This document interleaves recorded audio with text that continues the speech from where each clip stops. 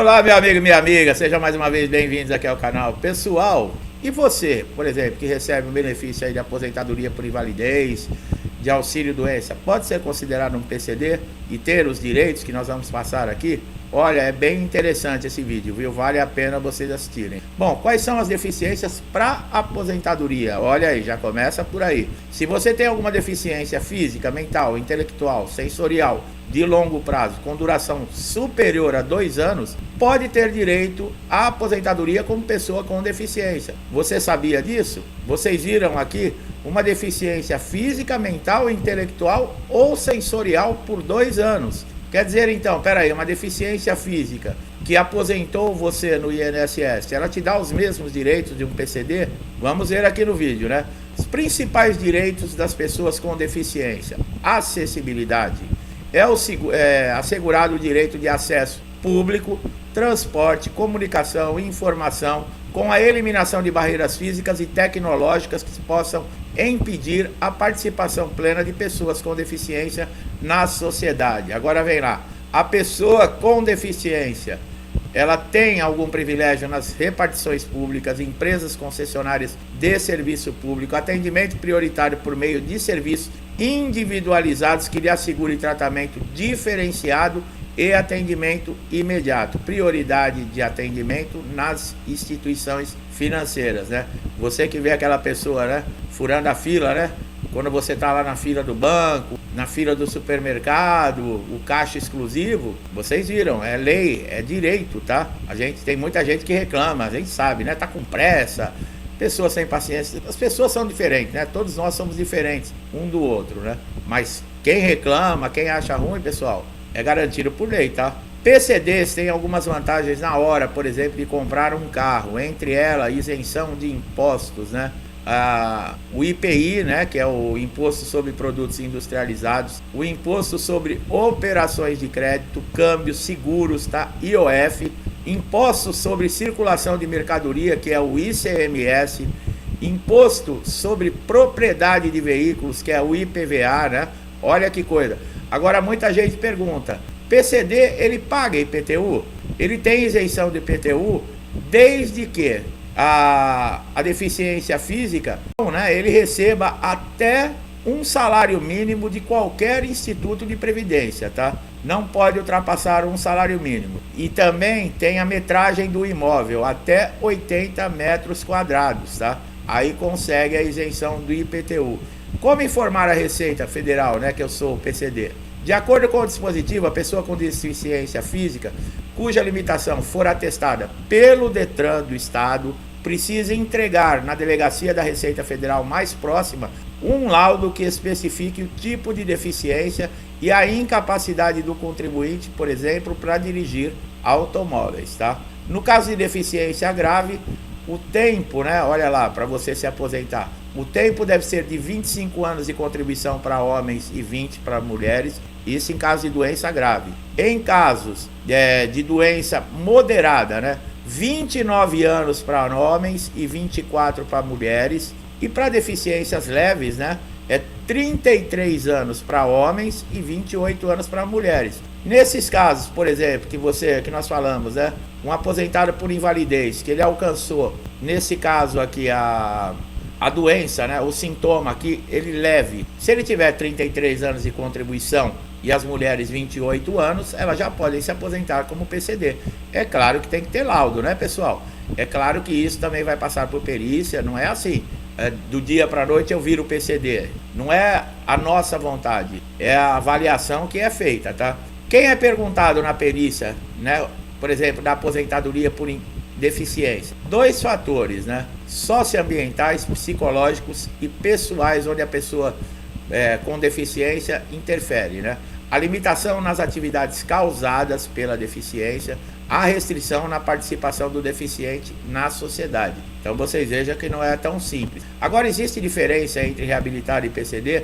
De acordo com o decreto 3.298 de 1999, compreende-se que a pessoa com deficiência reabilitada é aquela que passou pelo processo orientado de reeducação profissional, que possibilite a partir daí a identificação das suas potencialidades laborativas, né? Sua reinserção no mercado de trabalho e participação na vida comunitária. O que deve constar no laudo médico de um PCD? Bom, o laudo atestado médico de pessoas com deficiência, né, deve constar dados mais atualizados possíveis, como CID, detalhe das limitações funcionais, né, na prática, ou seja, a deficiência ou a sequela. Como se cadastrar como PCD no INSS? O serviço está disponível pelo aplicativo Meu INSS, que disponibilizará certificado como forma de comprovação de condição de deficiência em um documento oficial chancelado pelo Estado. A diferença, né, de deficiência e incapacidade. A deficiência é algo inerente ao corpo, a condição física e intelectual, né, da pessoa, por exemplo, a cegueira, a síndrome de Down. Esteja o mundo acessível ou não, a deficiência vai estar lá. A incapacidade é o resultado da relação entre a deficiência e as eventuais barreiras do meio. Olha lá, quer dizer, é considerado deficiente aquele que é 24 horas por dia, que tem a condição física e intelectual com problema. Deu como exemplo aqui a cegueira, a síndrome de Down, né? Eu não se tem alguém aí que fala, você falou que é problema a síndrome de Down. Pessoal, eu não sou médico, tá? Eu não faço diagnóstico. Eu só tô aqui falando, eu preparei um texto aqui e eu tô seguindo, porque é complicadinho para falar sobre isso, né? Tem alguns assuntos que quem já me conhece falando aqui no vídeo, nós destrinchamos, falamos assim com muita tranquilidade, mas vocês viram o nome das doenças? Qual é a diferença entre a deficiência e a incapacidade? Isso porque enquanto a incapacidade, né, por doença ou acidente, ela não tem mais condições de trabalhar por ter perdido permanentemente a capacidade para exercício do labor.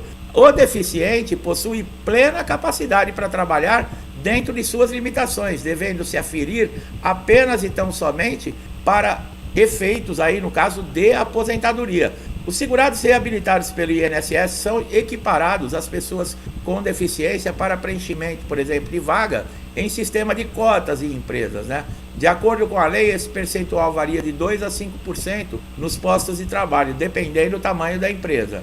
O prazo de validade de um laudo, né, no INSS, o tempo de validade de um laudo com uma perícia depende de diversos fatores, incluindo o estado de saúde do paciente e o propósito do laudo. Em geral, um laudo médico é considerado válido enquanto o estado de saúde do paciente, descrito no laudo, não mudar significativamente, né?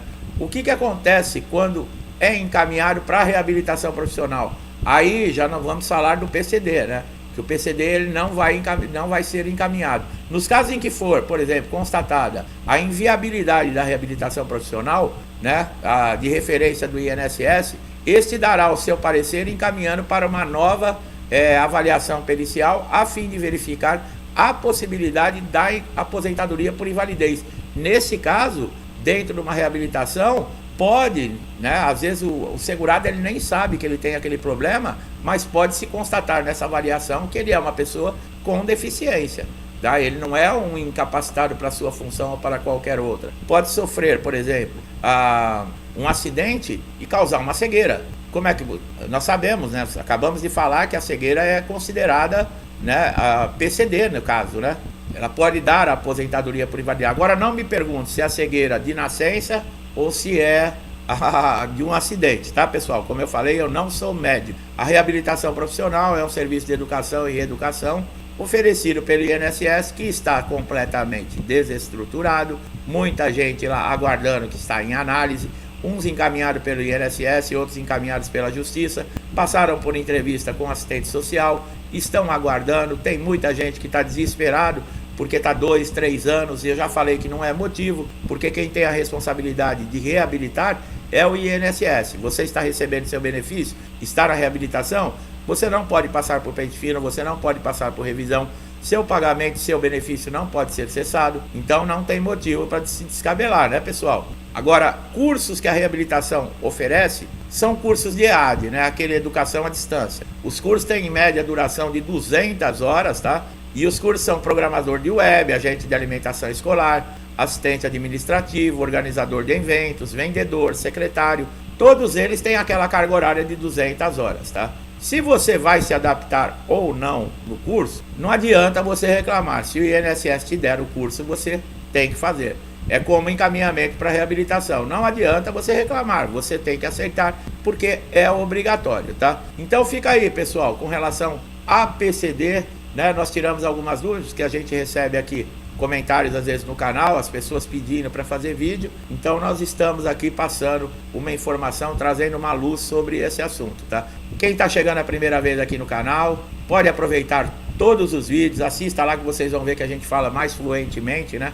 Quando não é um assunto tão complicadinho como esse. Gostou do vídeo? Dá um like, compartilhe, se inscreva no canal, ative o sininho de notificação para você estar sempre recebendo conteúdos em primeira mão. Você é que ganha com isso, tá? Pode ser uma informação que você está esperando há dias, semanas ou até meses, né, para resolver aquele problema no INSS e você não sabe como. E nós, com os nossos conteúdos aqui, podemos te ajudar bastante, tá?